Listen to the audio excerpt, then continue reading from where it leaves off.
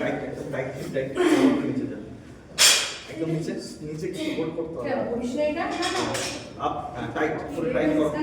একদম টাইট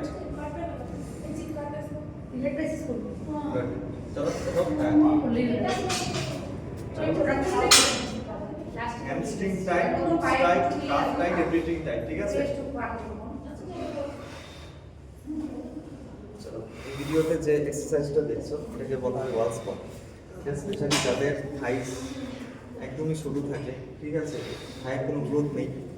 থাইটাকে যদি অ্যাট্রাকটিভ বানাতে হয় তাহলে এই স্কোয়াটটা অবশ্যই প্রথম তাদের করতে হবে এই স্কোয়াট সব থেকে বেস্ট যদি থাই তাদের চড়া করতে হয়